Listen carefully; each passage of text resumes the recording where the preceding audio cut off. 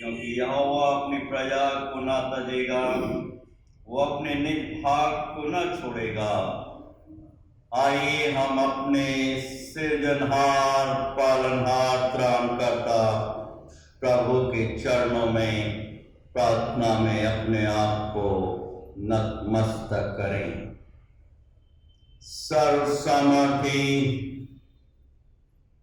पराक्रमी, अति तेजोमय जीवित प्रभु, हम सब आपकी शरण में आते हैं। निस्संदेह आपके समक्ष दंडवत करते हैं, धन्यवाद देते हैं कि आप अपनी प्रजा को, अपने लोगों को कभी नहीं छोड़ते। हम धन्यवाद देते हैं आपके अद्भुत अतुल्य प्रेम के लिए, जो संपूर्ण मानव जाति और अपने हर एक प्रियों पर अद्भुत और आश्चर्यजनक रूप से आपने प्रकट किया है। निस्संदेह आप आज, कल और युगान युग तक एक से हैं। हम धन्यवाद देते हैं प्रेमी पवित्र परमेश्वर पिता, आपके पवित्र सहायक के लिए, जो निरंतर हमारी सहायता, रक्षा और अगुवाई करता है। प्रेमी पवित्र परमेश्वर पिता, हम धन्यवाद देते हैं इस बहुमूल्य जीवन के लिए। आप ही ने प्रदान किया है और आप ही के सामर्थी पवित्र हाथों के नियंत्रण में है। प्रेमी पवित्र परमेश्वर पिता, धन्यवाद देते हैं इस स्वतंत्रता के लिए। एक स्वतंत्र राष्ट्र में प्रेमी पवित्र परमेश्वर पिता, आपने हम में से हर एक को प्रदान की है और अपनी संतान होने का अधिकार प्रदान किया है। और इसी अधिकार के साथ हम आपके चरणों में अपने आप को नतमस्तक करते हैं और इस समय हम धन्यवाद देते हैं प्रेमी पवित्र परमेश्वर पिता, हमारे राष्ट्र के लिए, हर एक शासक गणों के लिए, प्रधानमंत्री, राष्ट्रपति, मंत्रिमंडल, हर एक राज्य और राजनेताओं के लिए, नागरिक गणों के लिए, हर एक की खुशहाली, उन्नति और बढ़ोतरी के लिए प्रेमी पवित्र परमेश्वर पिता, प्रार्थना मांगते हैं कि मनुष्य आपस में एक दूसरे के साथ प्रेम और प्रीति का प्रकटीकरण करते हुए आपकी निकटता में निरंतर बना रहे। आपके नाम के हर एक पवित्र कलीसियाओं, विभिन्न संस्थाओं, संगठनों, Methodist church in India, Mumbai regional conference, bishop doctor Anil John Sarwan, bishop अम्मास सिल्विया जॉन सर्वन, हर एक डिस्ट्रिक्ट सुपरिटेंडेंट्स, हर एक आपके दास, दासियों, मिशनरी गणों, डीकनेस, लेडीज के लिए, हर एक छोटी बड़ी कलीसियाओं के लिए, साथ ही साथ फ्री मेथोडिस्ट चर्च के लिए प्रेमी पवित्र परमेश्वर पिता, जो महान आज्ञा आपने अपने हर एक धर्मियों को दी है, आपसे बल और शक्ति प्राप्त करते हुए हम उसे अपने व्यक्तिगत और कलीसिया जीवन में पूरा करने वाले क्षमा के प्रार्थनीय मन, वचन और कंठ से आपकी पवित्र ज्ञान, आपके पवित्र नाम का अनादर किया है। क्षमा कीजिए, पश्चाताप अंतकरण से परिपूर्ण कीजिए। आज के इस पवित्र दिन के लिए धन्यवाद देते, जबकि हम एसओपी के कारण अपने निवास स्थान पर एकत्रित होते हुए प्रेमी पवित्र परमेश्वर पिता की आराधना, आपकी वंदना, आपकी स्तुति, आपकी प्रशंसा कर रहे हैं। प्रेमी पवित्र परमेश्वर पिता, अपने हर एक धर्मियों को आशीर्वाद कीजिए और हम में से हर एक को, बड़े छोटों को, ये वर प्रदान कीजिए कि हम एकजुट और एक मन होते हुए आपकी आराधना आत्मा सच्चाई से परिपूर्ण होकर करें, जो आपकी पवित्र दृष्टि में ग्रहण योग्य है। हम अपने शरीर, प्राण और आत्मा समेत अपने आप को और हमारे हर एक प्रियों, परिवार के बड़े छोटों को, कलीसिया को आपके पवित्र हाथों में सुपुर्द करते हैं। हमारी इच्छा नहीं परंतु आप ही की पराक्रमी और आप ही की पवित्र इच्छा को हम हर पल हर क्षण और हर एक परिस्थितियों में निरंतर पूरा करते रहे। ऐसी अलौकिक शक्ति और विश्वास से आप हम में से हर एक को बहुत रूप से परिपूर्ण कीजिए। ये प्रार्थना हम अपने त्रिएक पिता पुत्र पवित्र आत्मा के नाम में होकर मांगते हैं। सुनिए और ग्रहण कीजिए दया के सागर। आमीन। आइए इस समय हम अपने सामर्थ्य जीवित प्रभु परमेश्वर की स्तुति और प्रशंसा करते हुए धन्यवाद देते हमारे बीच में उपस्थित वे भाई विश्वास मानिक राव एल के उपस्थित हैं और विशेष भक्ति की वो हमारे समक्ष प्रस्तुत करने वाले हैं, जिनके शब्द हैं कि आजा प्रभु यीशु के दर आजा, जीवन मिलेगा तुझे आजा। मैं उन्हें आमंत्रित कर रहा हूँ विशेष भक्ति गीत को हम सबों के समक्ष प्रभु की स्तुति और महिमा के लिए प्रस्तुत करें। Hallelujah, praise the Lord. सभी को जय मसीह की। आजा प्रभु यीशु के दर आजा, जीवन मिलेगा तुझे आजा। आजा प्रभु यीशु के दर आजा, जीवन मिलेगा तुझे आजा। आजा आजा आजा,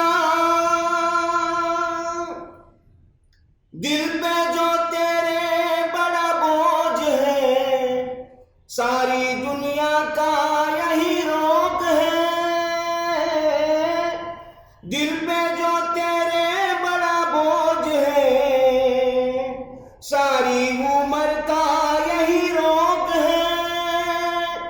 क्यों नहीं आता यीशु पास तू, ताकि रहे ना दिल उदास यूं।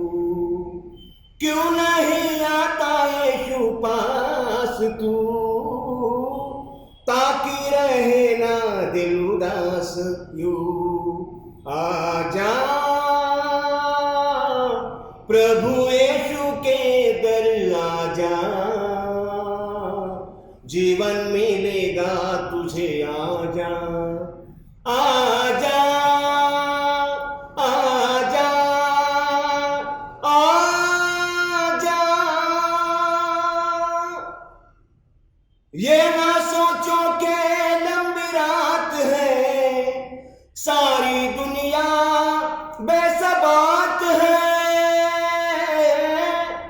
ये ना सोचो के लंबी रात है, सारी दुनिया बेसबात है।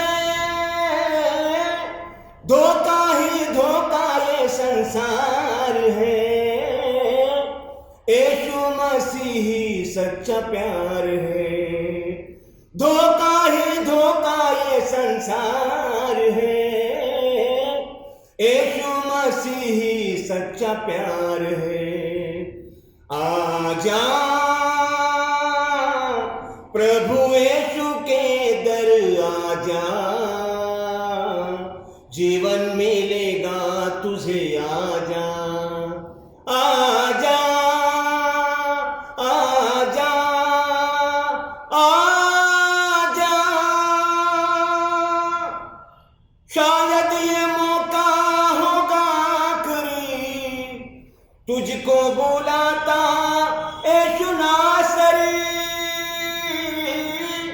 शायद ये मौका होगा आखिरी, तुझको बुलाता यीशु नासरी। आगे बढ़ क्रूस को तू थाम ले, अब की जिंदगी ये इनाम ले। आगे बढ़ क्रूस को तू थाम ले, अब की जिंदगी ये इनाम ले।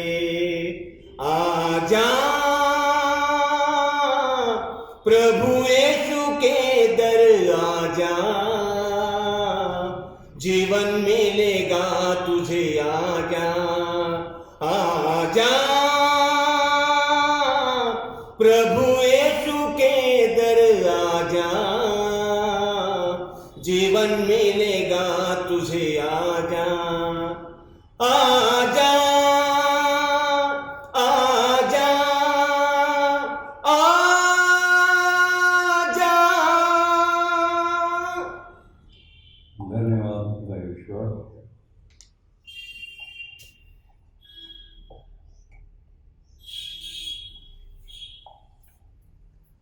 प्रभु का धन्यवाद करते हुए जबकि हम प्रभु के पास चरणों में आए हुए हैं और अपने विश्वास का प्रकटीकरण करते हुए हम सब मिलकर प्रेरितों के विश्वास को साथ साथ बोलेंगे।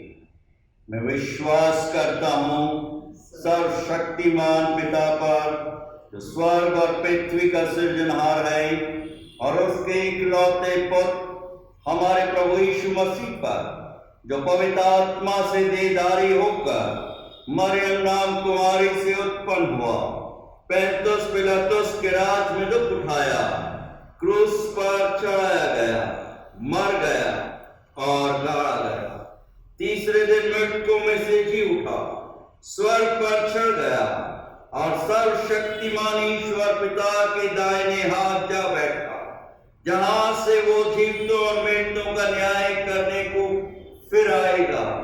मैं विश्वास करता हूँ पवित्र आत्मा पर, प्रचलित पवित्र कलीसिया पर, पवित्र लोगों की संगति, पापों की क्षमा, देह के जी उठने और अनंत जीवन पर। आमीन। आइए इस समय हम अपने सामर्थवान प्रभु का धन्यवाद देते हुए आज का पवित्र मन्ना जो प्रभु ने हम सबों के व्यक्तिगत जीवन के लिए रख छोड़ा है, नए नियम में से रोमियो की पत्री उसके 13 अध्याय पहले पद से लेकर 7 पद तक में पाया जाता है। और आज के इन पवित्र वचनों को हम सबों के समक्ष पास्टर मोनिका हैरी पढ़ेंगी। राज के प्रति कर्तव्य रोमियोस का 13 अध्याय पहले पद से लेकर 7 पद तक।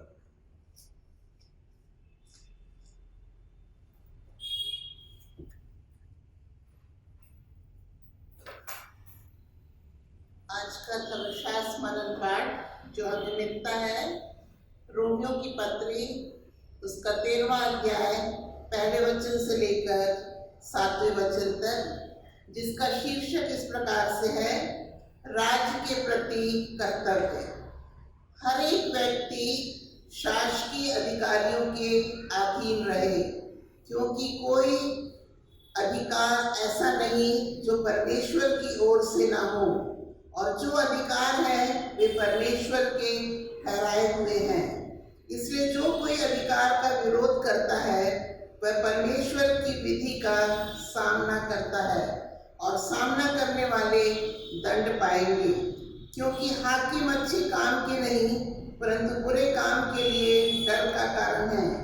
अतः यदि तू हाकिम से निडर रहना चाहता है तो अच्छा काम कर, और उसकी ओर से तेरी सराहना होगी, क्योंकि वह तेरी भलाई के लिए परमेश्वर का सेवक है। परंतु यदि तू बुराई करे तो डर, क्योंकि वह तलवार व्यर्थ लिए हुए नहीं, और परमेश्वर का सेवक है कि उसके क्रोध के अनुसार बुरे काम करने वाले को दंड दे। इसलिए अधीर रहना न केवल उस क्रोध के डर से आवश्यक है, वरन विवेक भी यही गवाही देता है। इसलिए कर भी दो, क्योंकि शासन करने वाले परमेश्वर के सेवक हैं और सदा इसी काम में लगे रहते हैं। इसलिए हर एक का हक चुकाया करो, जिसे कर चाहिए उसे कर दो, जिसे महसूल चाहिए उसे महसूल दो, जिससे डरना चाहिए उससे डरो, जिसका आदर करना चाहिए उसका आदर करो, ये प्रभु परमेश्वर का जीवित और सामर्थी वचन है। हमें इसे सुनना, मानना और इससे पालन करना बहुत जरूरी है। प्रभु परमेश्वर इस वचन के पढ़े जाने, सुनने और समझने की शक्ति से हम में से हर एक को परिपूर्ण करे। आमीन।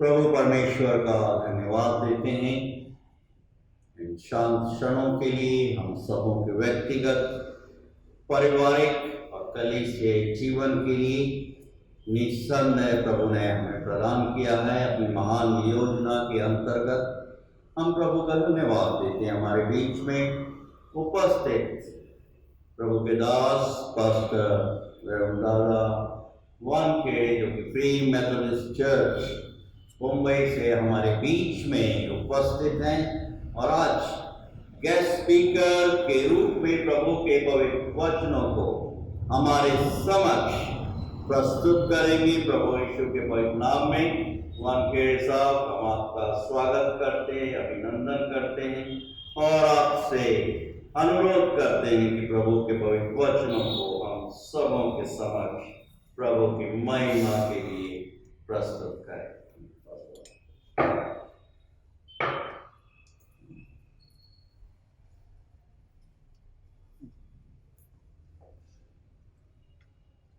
Praise the Lord.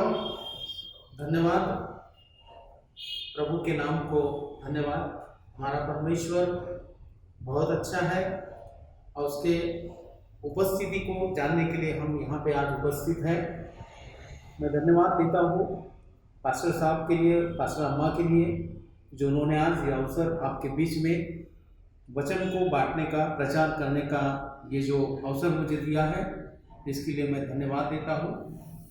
हमारा परमेश्वर बहुत अच्छा है, वो हम सबसे प्रेम करता है, इसलिए हम एक दूसरे से प्रेम करते हैं।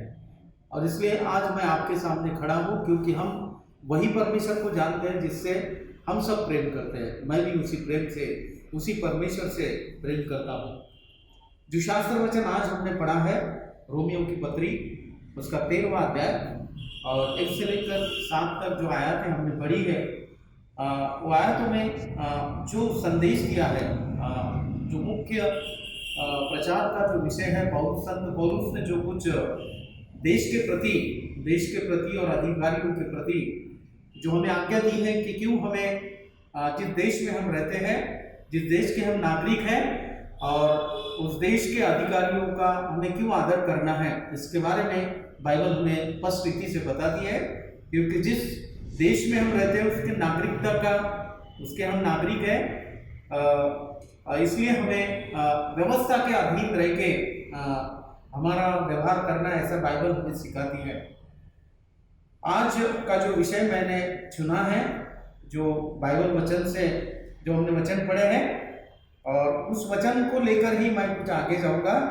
लेकिन जो विषय मैंने, जिस देश में हम रहते हैं, जिस देश के साथ हमारा जन्म जिस देश में हुआ है, उस देश के साथ जो हमारा नाता है, जो हमारी जिम्मेवारी है, और यीशु ने, प्रभु ने हमें इस देश में क्यों रखा है, हमारा वजूद क्या है, और प्रभु यीशु में हमारा परिचय क्या है, ये विषय को लेकर आज मैं आपके सामने प्रचार करूंगा। आइए हम प्रार्थना करें। ये हमारे परमपिता परमेश्वर, हम धन्यवाद देते हैं प्रभु, आपकी स्तुति करते हैं क्योंकि आप बहुत अच्छे हैं प्रभु। आप राजाओं के राजा, प्रभुओं के प्रभु, हम पर अनुग्रह करने वाले, दया करने वाले आप हमारे पिता हैं परमेश्वर। सचमुच हम भस्म नहीं हुए, ये केवल आपकी दया, आपकी करुणा है।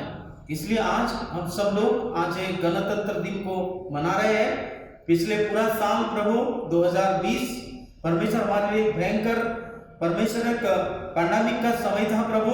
सभी लोगों को प्रभु तकलीफ से जाना पड़ा, तकलीफ से होकर गुजरना पड़ा। भय के साथ लोग प्रभु परमेश्वर अपने जीवन को जी रहे थे, लेकिन आपने उसी भी वक्त हमारी सहायता की, आपने हमें चलाया प्रभु, हर एक की सुधि ली, क्योंकि आप हमसे प्रेम करते हैं। आपने वचन दिया है हमारे पूर्वजों को, उसके अनुसार आपने हमारी अगुवाई की, सुधि ली। बार बार परमेश्वर आपने हमारी सहायता की, किसी भी प्रकार का संसर्ग हमें नहीं होने दिया प्रभु, इसलिए हम धन्यवाद देते हैं। आज ये गणतंत्र दिन के अवसर पर प्रभु आपके भवन में आकर आराधना करने का ये मौका आपने हमें दिया है, इसलिए हम धन्यवाद देते हैं। आप ही के अनुग्रह के कारण आज हम उपस्थित हैं और आपके सामने परमेश्वर बैठे हैं ताकि हम देश के लिए प्रार्थना करें और परमेश्वर हमारी जिम्मेदारी को समझे जो आपने हमें समझाकर बताई है। प्रभु यीशु आप ही के नाम से मांगते हैं, आमीन। जो शास्त्र वचन हमने पढ़ा है, शास्त्र वचन में जैसा कि मैंने कहा कि देश के प्रति संत पौल हमें सिखाने की कोशिश करते हैं कि हमारी जिम्मेदारी क्या है, लेकिन मेरा जो विषय है जो अलग है। इस बातों को मैं थोड़ा कंक्लूड इसमें लाऊंगा, लेकिन जो विषय मैं आज जिसकी आवश्यकता है, समय की जो जरूरत है, नीड ऑफ पावर, जो समय की आवश्यकता है हमें समझने की, क्या समझना है हमें देश के प्रति। और अगर हम परमेश्वर के लोग हैं तो परमेश्वर के साथ यानी हमारा परिचय क्या है, क्या परिचय है, एक कलीसिया का परिचय जिस देश में हम रहते हैं, क्या परिचय दें हम अपने आप का, और प्रभु ने हमें क्यों चुना है और हमें क्या नाम दिया है। इस बातों को लेकर मैं प्रचार करूंगा और उन बातों को हम सुनेंगे। परमेश्वर के वचन में ऐसा लिखा है कि यिर्मयाह की किताब उसका 31 अध्याय और वचन 3 में ऐसा लिखा है, परमेश्वर हमसे बहुत प्रेम करता है। वो कहता है, मैं तुझसे सार्वकालिक प्रेम वृत्ति से प्रेम करता आया हूँ। यानी परमेश्वर हमसे बहुत प्रेम करता है, इसलिए हमारा जो स्थान है प्रभु के दृष्टि से क्या है, कुछ बातों को मैं आपके सामने रखूंगा। मेरा वजूद क्या है, मेरा महत्व क्या है, प्रभु के राज्य में मुझे किस नाम से पुकारा जाता है, पुकारा जाना चाहिए, ये बातें आज मैं आपके सामने रखने की कोशिश करूंगा। पहली बात, परमेश्वर के वचन में जो हमारे बारे में लिखा है, जिस देश पे हम रहते हैं, जिस देश को हमें परिचय देना है हमारे परमेश्वर का, वो उस परमेश्वर के वचन में ऐसा लिखा है, पहला यूहन्ना उसका 3 अध्याय वचन 1 में ऐसा लिखा है कि हम परमेश्वर के बच्चे हैं, हम परमेश्वर की संतान है। और परमेश्वर के संतान होने के नाते जिस जीवित परमेश्वर को हम जानते हैं, उसका परिचय हमें इस देश के लोगों को देना है, जिस देश में हम रहते हैं। जैसा उसने प्रेम किया, अपने आप को बड़ी कीमत पिता ने हमारे लिए चुकाई, अपने पुत्र को समय हो गया, समय पूरा हुआ तभी संसार में भेजा। गलतियों की पत्री 4:4 में ऐसा लिखा है, जब समय पूरा हुआ तो परमेश्वर ने अपने पुत्र को इस संसार में भेजा, ताकि जो परिचय उसने दिया हमें, जो प्रेम उसने हमें सिखाया, वो प्रेम हमें हमारे देश के देशवासियों से करना है, और वो प्रेम को संसार को सिखाना है, जो प्रेम प्रभु ने हमसे किया है। तो परमेश्वर के बच्चे होने के नाते उसके स्वभाव को, जो उसका स्वभाव है, प्रेम का स्वभाव, उस सलीब पर जो प्रेम उसने प्रकट किया, उसने पूरी कीमत चुकाई हमारे लिए, हमारे देशवासियों के लिए, संसार के लिए उसने अपने आप को दिया। वो प्रभु है, उसकी हम संतान हैं, और उसका जो मेन इस संसार में आने का जो उद्देश्य था वो था प्रेम। बाइबल का विषय ही प्रेम है, और इसलिए उसने हमें प्रेम करना सिखाया है। इसलिए हमें सब देशवासियों से बाइबल कहता है कि हमें प्रेम करना है। बाइबल ऐसा ही ग्रंथ है जो प्रेम के बारे में शुरुआत से लेकर अंत तक प्रेम ही प्रेम है। तो परमेश्वर के बच्चे होने के नाते जो प्रेम करने वाला परमेश्वर है, हमारे जीवन के द्वारा उसका परिचय हमें लोगों को देना है, जो लोग नहीं जानते हैं परमेश्वर का सही प्रेम क्या है, एक दूसरे को स्वीकार करना क्या है, एक दूसरे से प्रेम करना क्या है, वो केवल हमें बाइबल सिखाती है। और उस बाइबल में पहला यूहन्ना उसका 3 अध्याय वचन 1 में ऐसा लिखा है कि आप परमेश्वर की संतान हो, इसलिए हमें जो परमेश्वर का स्वभाव जैसा है, उसका चरित्र जैसा है, वो चरित्र अपने आप में लाना है, तो हम कहना जाएंगे उसके बच्चे हैं। जब वो चरित्र हमें आएगा, जब वो स्वभाव हमें आएगा, जैसा उसका स्वभाव था, उस स्वभाव के अनुसार हमें चलने के लिए प्रभु ने चुना है। ये हमारा पहला काम, यानी पहला परिचय जो हमारा है, ये कि हम परमेश्वर के बच्चे हैं, और जो स्वभाव परमेश्वर का है वो संसार के सामने वो गवाह, जैसा प्रेरितों के काम उसके पहले अध्याय के 1:8 में लिखा है कि आपको प्रभु ने गवाही देने के लिए चुना है, उसके गवाह होने के लिए चुना है। तो क्या गवाही है? तो जो हमारा परमेश्वर है, जिसने हमें ये प्रेम सिखाया उस सलीब पर, उसने कहा जब उसको लोग मार रहे थे, जब उसके हाथ पैर में कीले ठोक रहे थे, उसकी निंदा कर रहे थे, आलोचना कर रहे थे, उसके मुंह पर थूक रहे थे, उसको चाटा मार रहे थे, उन लोगों के बारे में हमारा प्रभु यीशु कह रहा था कि इन्हें क्षमा कर, ये नहीं जानते ये क्या करते हैं। ये स्वभाव को दिखाने के लिए प्रभु ने हमको एक हमारा ये परिचय है कि वो स्वभाव हमें धारण करना है और वो संसार में एक अलगता को लोगों को दिखाना है। ये हमारा परिचय है, पहली बात। दूसरी बात, परमेश्वर ने हमें आनंदित रहने के लिए चुना है, आनंदित रहने के लिए चुना है। देखो पिछले साल 2020 में सभी संसार बहुत ही दुखी था, पूरे अमेरिका से लेकर भारतवर्ष तक पूरे संसार के सारे देश, चारों खंड बहुत ही टेंशन में थे, बहुत ही चिंतित थे, क्योंकि मृत्यु को उन्होंने दरवाजे पर देखा। मृत्यु जो था उन्होंने दरवाजे पर देखा और हर एक के मन में डर था, भय था, आज भी है। एक गया दूसरा आया, है ना, एक कोरोना गया, दूसरा भयंकर कोरोना आया, और अमेरिका में और एक रोग आया, और एक ऐसा भयंकर पीड़ा आया। वो पीड़ा तो ऐसी है, नाम सुना है हमने बायोलॉजी में, अमीबा करके एक विषाणु है, लेकिन वो अलग प्रकार का अमीबा है। वो नाक में से जाता है और सीधा मेंदू में, हमारे ब्रेन में जाकर मेंदू को कुरेदता है और वो हमको खत्म कर। ऐसी पीड़ा है, ऐसी पीड़ाएं आएगी, बाइबल में लिखा है। इन दिनों में मैं प्रकाशित वाक्य का अध्ययन कर रहा हूँ, कलीसिया को सिखा रहा हूँ।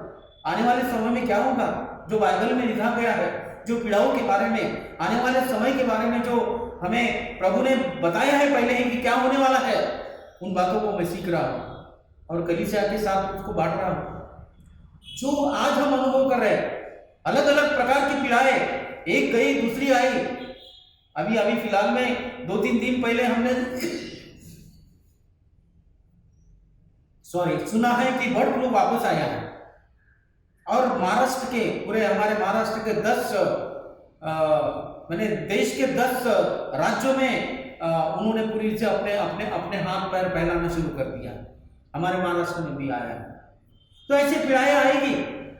तो ऐसे पीड़ाओं में जो लोग चिंतित है, जिनको डर लगता है मृत्यु का, गलतियों की पहली पत्री उसका 15 अध्याय 54 से लेकर अगर 60 तक आप पढ़ते हैं तो वहां पे प्रभु यीशु पौलुस कहता है कि प्रभु ने मृत्यु को जीत लिया है।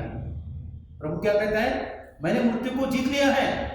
जो भय आपके बीच में है, जो मृत्यु का डर है, वो डर हमको निकालना है। इसलिए प्रभु ने हमें आनंदित रहने के लिए चुना है। और लोगों से हम कैसे आनंदित रहे, और लोगों से लोग हमें देखकर अपने पीड़ा को कैसे भूल जाए, इसलिए परमेश्वर ने हमें ये परिचय दिया है। और लोगों से हम अलग प्रकार का जीवन बिताए, हमें देखकर लोगों का टेंशन दूर हो जाए। आनंदित रहने के लिए परमेश्वर ने चुना है हमें। प्रभु ने आनंदित रहने के लिए चुना है। जो इसका रेफरेंस है, जो उसका संदर्भ है, भजन संहिता 37 और वचन 4 में इसका हमको संदर्भ मिलता है कि हमें आनंदित रहना। प्रभु ने हमको आनंदित रहने के लिए, जैसा प्रभु कहता है, पौलुस कहता है कि हमेशा सदा आनंदित रहो। क्यों रहो? क्योंकि हमारे प्रभु ने मृत्यु को जीत लिया है। जो भय लोगों में है, जो डर लोगों में है, वो हमारे बीच में नहीं होना चाहिए। प्रभु हमारी परवरिश करेगा।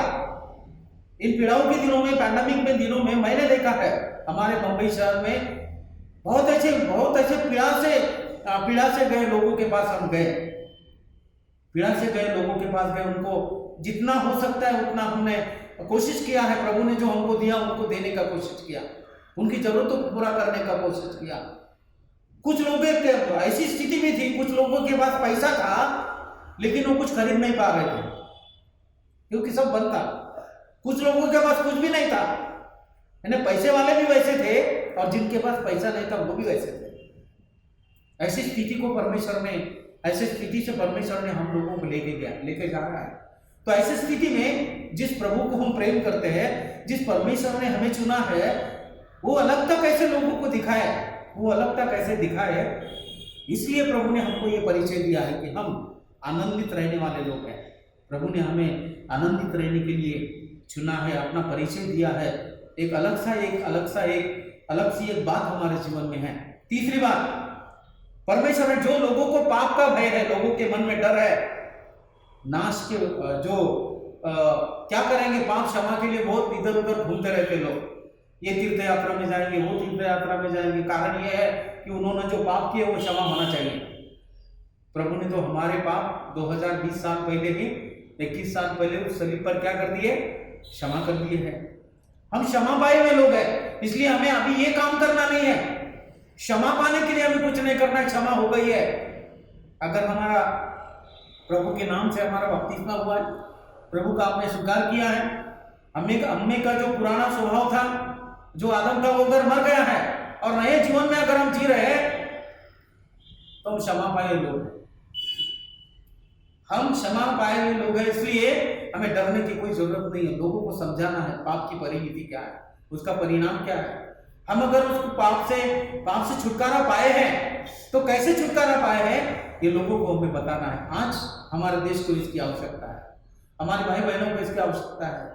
लोग चिंतित है, लोग ढूंढ रहे हैं, मार्ग को ढूंढ रहे हैं। प्रभु कहता है मार्ग, सच्चाई और जीवन मैं हूं। प्रभु कहता है मार्ग, सच्चाई और जीवन। यूहन्ना रचित सुसमाचार 14 अध्याय और वचन 6 में वो कहता है कि मार्ग, सच्चाई और जीवन मैं हूं। हमारा प्रभु कहता है अगर आप मार्ग भूल चुके हो, रास्ता भूल चुके हो, तो मैं हूं वो रास्ता। सच्चाई ढूंढना चाहते हो, सच्चाई ये है कि आप मृत्यु को डर रहे हैं, मैंने मृत्यु को हराया है। प्रभु कहता है मैंने मृत्यु को हराया है। क्यों चिंतित हो? चिंतित नहीं होना है। तो हमारे पाप क्षमा हो गए हैं, इसलिए हमें पाप क्षमा के लिए कुछ नहीं करना है। ऑलरेडी उसने हमें आश्वासन दिया है। मत्ती रचित सुसमाचार इसका 28 अध्याय और 18 से 20 वचन अगर पढ़ेंगे तो कहता है कि युग के समाप्ति तक मैं आपके संग रहूंगा। ये प्रभु का अभिवचन है, ये आज्ञा है जो उसने हमें बताया है। आज हमको क्या करना है? एक महान आज्ञा है जो ग्रेट कमीशन है, जो महान आज्ञा है, उस महान आज्ञा को समझ लेना है। वो कहता है कि जो आपने सीखा है, जो आपने समझा है, वो लोगों को जाकर बताओ। जो अनुभव किया है, क्या करना है? प्रारंभिक कलीसिया में क्यों वो बढ़ रही थी, आज क्यों नहीं बढ़ रही है कलीसिया? कलीसिया प्रभु के दृष्टांतों को भूल गई है। परमेश्वर के लोग अपने ही चिंतित, अपने ही बारे में लेकर, अपने ही समस्या को लेकर चिंतित है। उनको लगता है कि हमारी समस्या सबसे बड़ी समस्या है। उनका ध्यान शैतान ने अपनी समस्या पर लगा दिया है। हमसे ज्यादा दुखी दूसरा कोई है ही नहीं। ऐसे मसीह लोग भी दिखाते हैं, बराबर। ऐसे मसीह लोग भी अपने चेहरे पर 12 बजे हुए लोग मैंने देखा है। अरे आपका प्रभु मर गए? नहीं ना, वो जीवित है।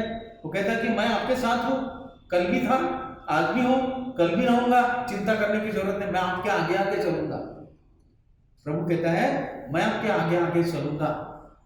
परमेश्वर के लोगों, आप क्षमा पाए हुए लोग हैं, इसलिए डरने की जरूरत नहीं है। ना तो पाप क्षमा के लिए या हमारा पाप हम बहुत ही कैसे होगा हमारा, ये चिंता करने की जरूरत नहीं है।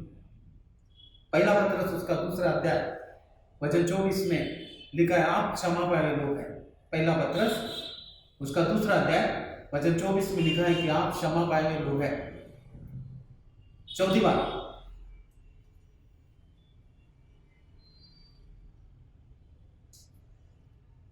यशायाह नबी की किताब पहला अध्याय वचन 18 में ऐसा लिखा है कि परमेश्वर ने हमें धोया है, हमारे पापों को पूरी रीति से साफ किया है। इसलिए अगर आप उद्धार पाए हुए लोग हैं तो अभी आपको यही करना है, यही लोगों को विश्वास दिलाना है कि हमें अभी उसके लिए प्रार्थना नहीं करनी है।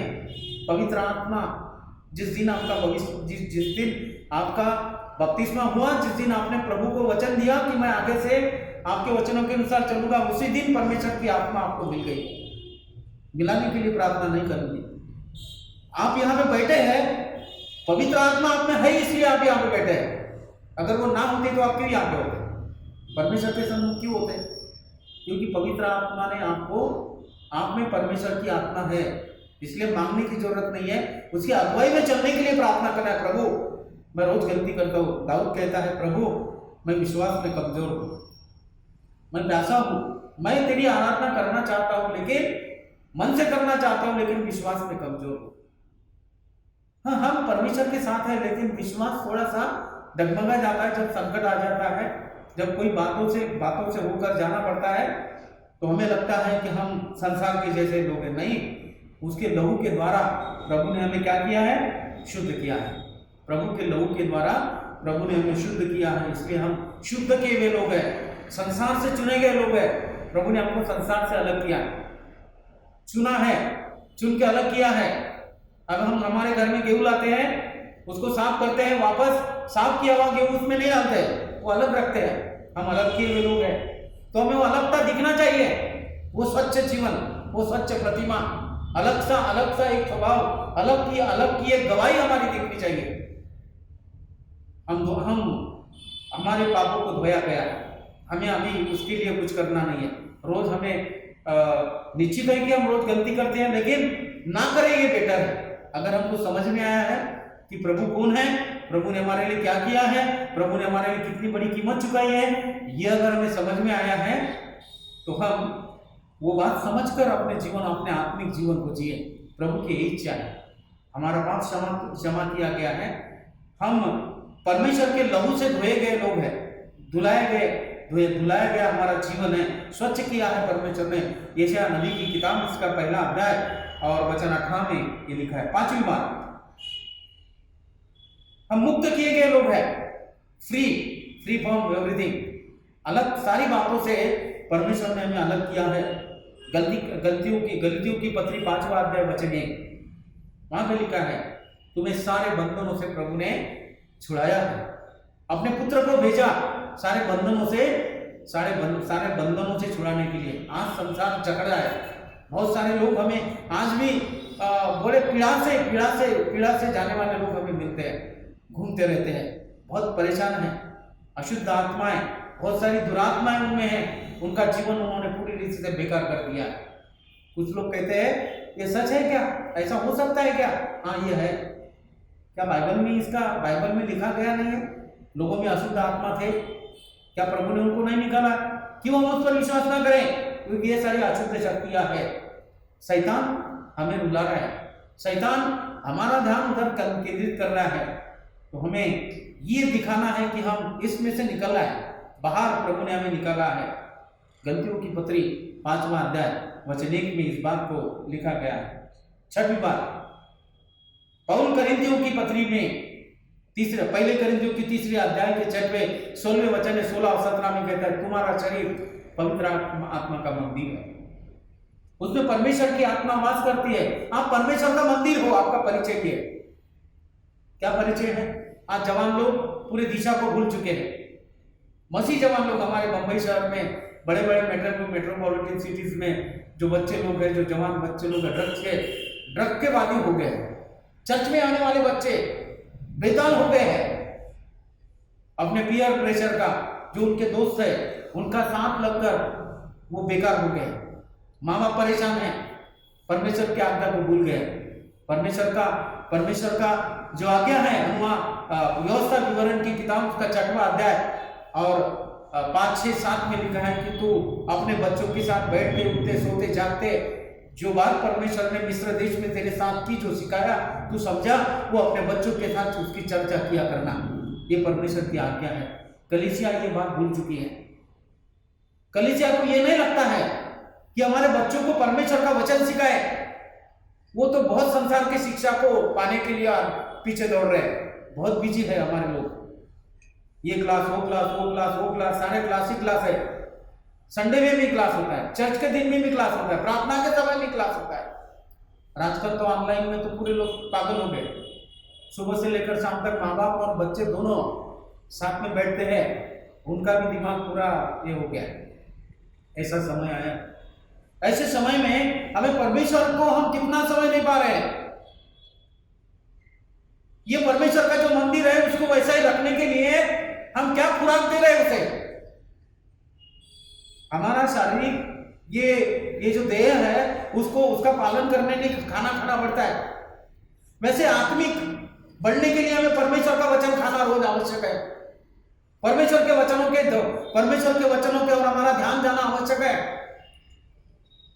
जो परमेश्वर की आत्मा है वो तृप्त हो जाए इसलिए हमारा प्रार्थनामय जीवन बाइबल का वचन, इसलिए यहोशू को परमेश्वर ने कहा पहले अध्याय के यहोशू पहला अध्याय और उसका 8वां वचन में लिखा, ये नियम शास्त्र का जो ग्रंथ है वो तेरे मुख में हमेशा रहने दे, उसका पठन कर, जो उसमें लिखा है वो शिक्षा को ना भूल। अगर तू भूलेगा तो कुछ नहीं मिलेगा, अगर वो साथ में रखेगा तो तू जहां पे जाएगा, जो काम हाथ मिलेगा वो काम प्रभु सबल बनाएगा। प्रभु तेरे आगे चलेगा, मैं तेरे आगे चलूंगा, मैं तेरी सहायता करूंगा, जो भी काम तू हाथ मिलेगा उसमें मैं तुझे सफलता दूंगा। परमेश्वर के लोगों, हम परमेश्वर के दृष्टांतों को भूल गए हैं क्या? ये जो मंदिर है परमेश्वर का, इस मंदिर को हम गंदा कर रहे हैं क्या? गलत बातों को लेकर हम ला रहे क्या? हमारे कलीसिया में ला रहे क्या? या बाहर ऐसा जीवन व्यतीत कर रहे हैं क्या? कैसा हमारा शरीर पवित्र आत्मा का मंदिर है, जो पवित्र आत्मा का मंदिर है। इसकी कल्पना, इसकी सोच हमें पूरी रीति से समझ गई है क्या? पवित्र आत्मा का मंदिर क्या है? यूसुफ को समझा था। यूसुफ छोटा था, 17 साल का। 17 साल की उम्र में वो जवान, वो सुंदर स्त्री ने उसको बोला, हाँ मेरे पास सांस हो जा, व्यभिचार कर मेरे साथ। वो 17 साल का बच्चा, 17 साल का टीनेजर, जिस उम्र में ये शुद्ध नहीं रहती है, उसका अट्रैक्शन होता है, आकर्षण होता है, ऐसे चीज से यूसुफ भाग गया, ऐसा लिखा है बाइबल में। उसने कहा ये परमेश्वर के विरुद्ध में बड़ा पाप है। आज के जवानों को डर लगता है क्या? आज के जवानों को, जो लड़के लड़कियां हैं, उनको ऐसा लगता है क्या कि ये गलत है? व्यभिचार करना या एक दूसरे के संबंध बढ़ाना और शादी के पहले और ये सारी बातों को करना, या विवाहित पुरुष, हमारे मसीह लोग भी इसमें पड़े हुए, बहुत सारे व्यभिचार का पाप हमारे कलीसिया में आया है। इसलिए परमेश्वर का आना नजदीक, इसलिए परमेश्वर का आना लंबा हो रहा है, क्योंकि हम व्यभिचार कर रहे हैं। विचारों का व्यभिचार, सारी बातों को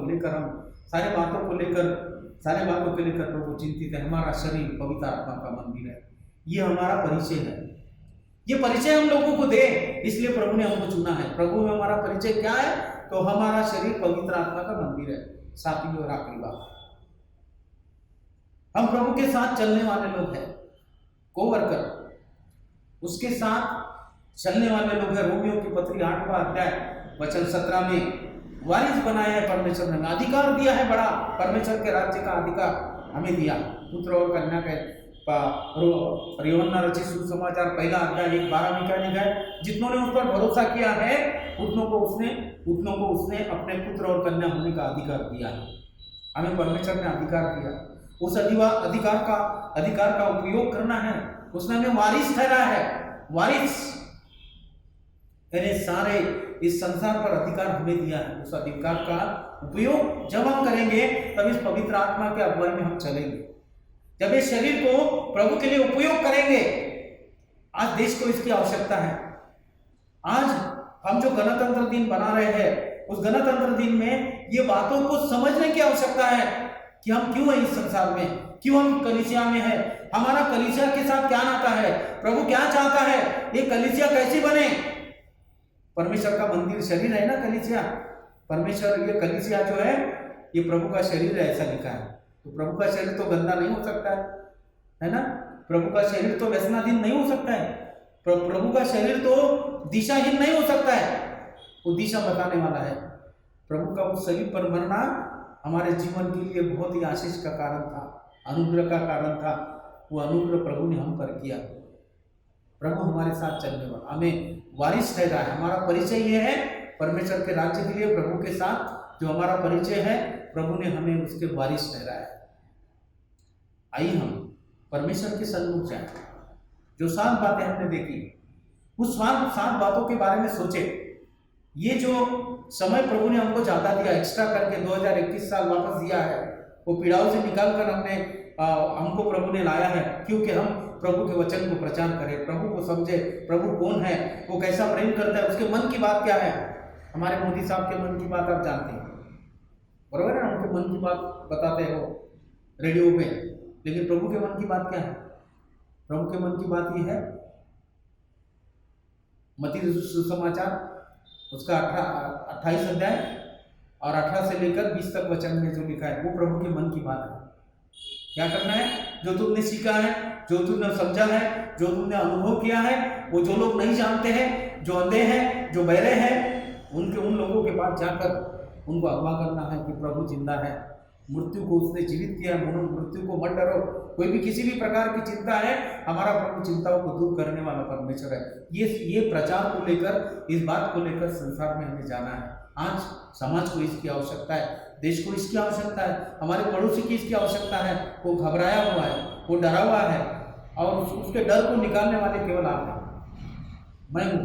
प्रभु ने वो हमें दान दिया। आइए हम परमेश्वर के पास जाए। जो वचन परमेश्वर ने आज हमारे लिए लाया है, उस वचन के द्वारा जो बातें प्रभु ने हमको सिखाई है, 7 बातें, हमारा परिचय जो दिया है, पहला परिचय, पहली बार प्रभु कहता है कि आप प्रभु की संतान हो, ये अधिकार प्रभु में आपका परिचय ये है। दूसरी बात, प्रभु ने आपको आनंदित रहने के लिए, जो संसार दुखी है, कष्टी है, आपको दुखी नहीं होना है। तीसरी बात, आप पाप क्षमा पाए हुए लोग हैं, आपका ये परिचय है प्रभु में। चौथी बात, आपके आपको पापों को प्रभु के लहू से धोया गया, ये आपका परिचय है। पांचवी बात, आप सारे पापों से, बंधनों से छुड़ाए हुए लोग हो। छठी बात, आप परमेश्वर का पवित्र आत्मा का मंदिर आप हो, यह आपका परिचय है। और सातवीं बात, आप प्रभु के साथ चलने वाले लोग हैं, हाथ से हाथ। प्रभु ने कहा यूहन्ना रचित सुसमाचार के 15 अध्याय में कहता, मैंने तुम्हें दोस्त कहा। क्या कहा? दोस्त कहा, तुम मेरे दोस्त हो। दोस्त मन की बात अपने दोस्त को बताता है। मैंने तुम्हें गुलाम नहीं कहा, मैंने तुम्हें दोस्त कहा। हम प्रभु के दोस्त हैं। आइए हम प्रभु के दोस्त बने, उसके हाथों में हाथ देकर हम चले, और जो उसकी इच्छा है, मन की बात है, उसको पूरी करने की कोशिश करें। तो ये बहुत अच्छा तोहफा होगा आने वाले समाज के लिए, आने वाले लोगों के लिए। जो बात प्रभु ने हमको फ्री में दी है, वो लोगों को फ्री में बांटना है। आइए हम प्रार्थना करें। ये हमारे परमपिता परमेश्वर, हम आपके नाम को धन्यवाद देते हैं, आपकी स्तुति करते हैं इस सुंदर से वचन के लिए प्रभु, जो आज आपने हमें दिया है। हमारा परिचय आप में क्या है, ये बात आपने समझाने की कोशिश हमें की है प्रभु। अगर हम समझ पाए प्रभु, आपके मन की बात ये है कि अभी हमें सोना नहीं है, हमें अभी जागना है। और उस रोमियो की पत्री उसके 13वां अध्याय में 11 से लेकर 13 में कहता है, अभी सोने से जागने का समय आया है। गलत बातों को छोड़कर नई बातों को स्वीकार कर जीवन जीने का समय आया है। प्रभु वो जीवन हम जिए, आपको संतुष्ट करे, आपको आनंदित करे, आपके मन की बात को पूरा करे, ये आप चाहते हैं प्रभु। एक कलीसिया को संभालने के लिए जिस प्रभु चरवाह को आपने रखा, सेवक को आपने रखा, पास्टर अम्मा और पास्टर साहब को, इस कलीसिया को सेवकाई करने के लिए आपने उनको अवसर दिया है, और इन लोगों को आज तक उन्होंने संभाला है। प्रभु धन्यवाद देते हैं उनकी सेवकाई के लिए, धन्यवाद देते हैं परमेश्वर उनके वचनों के लिए, जो इस कलीसिया की उन्नति के लिए प्रभु वो देते हैं, आप उनको देते हैं प्रभु, और इस कलीसिया का आत्मिक पोषण वो कर रहे हैं प्रभु। उनके जीवन के लिए हम धन्यवाद देते हैं, कलीसिया के लिए धन्यवाद देते हैं। आज हमारे देश में जो गणतंत्र दिन हम मना रहे हैं, उसके लिए भी हम धन्यवाद देते हैं कि यह दिन प्रभु ने हमें दिखाया है। ऐसे आनंद करने के लिए ये गणतंत्र दिन प्रभु ने हमें दिखाया है। स्वतंत्रता का दिन प्रभु ने हमें दिखाया है। स्वतंत्रता क्या है, ये प्रभु ने हमें सिखाया है। प्रभु हम धन्यवाद देते हैं, प्रभु हम धन्यवाद देते हैं कि आज इस देश में हम स्वतंत्र हैं, हम बोलने के लिए परमेश्वर स्वतंत्र है, हम आपके लिए कुछ भी कर सकते हैं प्रभु, वो हम करें प्रभु, ये आपके मन की बात है प्रभु। जो बंधन आपने हमसे छुड़ाया है बहुत सालों पहले प्रभु, हमारे पूर्वजों को आपने परिचय दिया, हमें परिचय दिया प्रभु, हम लोगों को वो परिचय दे। आप कौन है ये समझा कर बताए, आपके स्वभाव को लोगों के सामने रखे, इसलिए आपने हमें चुना है प्रभु, इसलिए आपके बच्चे कहलाने का अधिकार आपने हमें दिया है प्रभु। हम धन्यवाद देते हैं इन सारी बातों के लिए जो आज आपने हमें समझा कर बताई है, जिसकी आवश्यकता हमें थी प्रभु, वो आपने समझाया है, इसलिए हम धन्यवाद देते हैं प्रभु। यीशु के नाम से मांगते हैं, आमीन। धन्यवाद सर।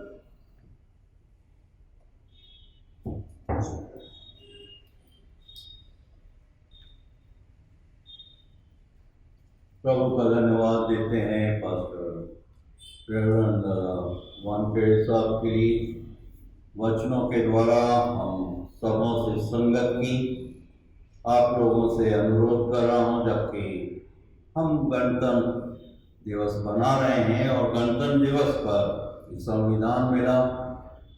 प्रियो, प्रभु ने अपना वचन हमारे लिए रख छोड़ा और उस वचन के द्वारा हमें आमंत्रित कर रहे हैं, स्मरण दिला रहे हैं कि धन्य वे मनुष्य जो प्रभु की व्यवस्था पर रात और दिन ध्यान और मनन करता है, उसमें आनंदित होता है। प्रभु अपने आनंद से हमें से हर एक को सारा बोर करना चाहते हैं। वचन बहुत सहज स्पष्ट है। भजनकार बोल रहे हैं, भजन संहिता 55 अध्याय 22 पर, कि अपना बोझ, अपनी परेशानी यहोवा पर डाल दे, वो तेरे को टलने ना देगा, तुझे विचलित नहीं होने देगा। धन्यवाद देते हैं पुनः पास्टर दादा वानखेड़े साहब ने जो 7 बातें बताई हैं, हम सबों के आत्मिक जीवन के उत्थान के लिए नितांत आवश्यक है। और आशा करता हूँ कि हम अपने दैनिक जीवन में प्रभु के वचनों पर आत्मसात करते हुए बल और शक्ति प्राप्त करते हुए प्रभु की निकटता में निरंतर बढ़ते जाएंगे। साथ ही साथ आज के भजन स्तुति गीत के लिए भाई विश्वास के आप धन्यवाद देते हैं, प्रशंसा करते हुए आह्वान किया कि आजा प्रभु के दर आजा, जीवन तुझे मिलेगा। प्रभु यीशु नासरी से आज हमें आना उसके पास दिन प्रतिदिन। प्रभु हमारी सहायता, हमारी रक्षा, हमारी अगुवाई करे कि हम घटें और प्रभु हमारे व्यक्तिगत जीवन में से के द्वारा निरंतर बढ़ता जाए। प्रभु यीशु बोले कि तुमने मुझे नहीं परंतु मैंने तुम्हें चुना है कि तुम फलवंत हो। हमें प्रभु के लिए फलवंत होना है और उनके लिए एक जीवित गवाही बनते हुए प्रभु के नाम को हमारे देश में रोशन करना। प्रभु ऐसी समझ से, अलौकिक शक्ति और विश्वास से हम में से हर एक को बहुत रूप से परिपूर्ण करे। आइए हम सब मिलकर प्रभु की प्रार्थना एक साथ बोलें।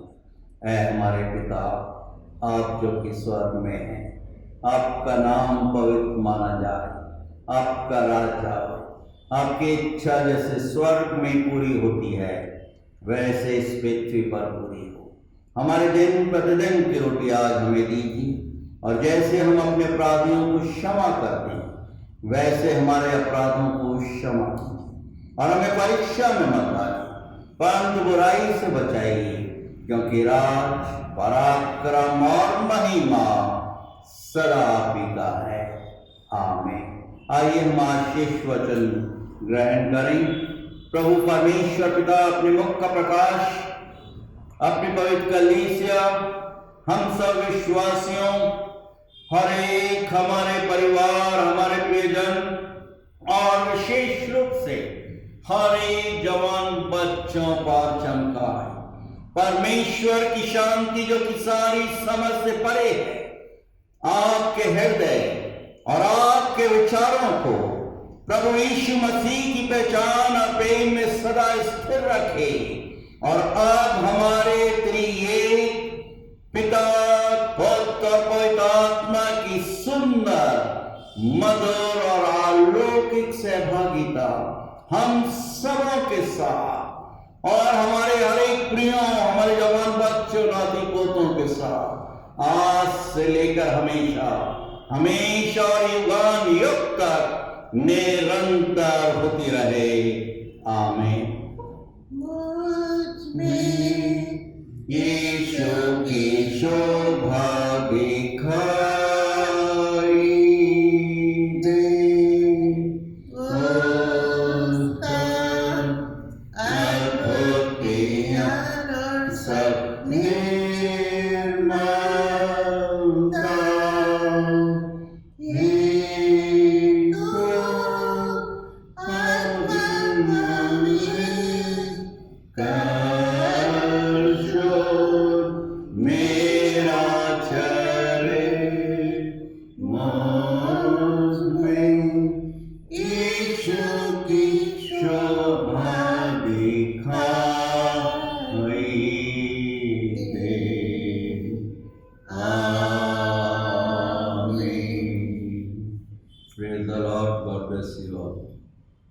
आप सबों को गणतंत्र दिवस की अनेकों अनेकों शुभेच्छाएं प्रेषित करता हूँ। प्रभु आप सबों को आशीर्वादित करे और अपनी महिमा और अपने गौरव के लिए निरंतर उपयोग करे। आमीन।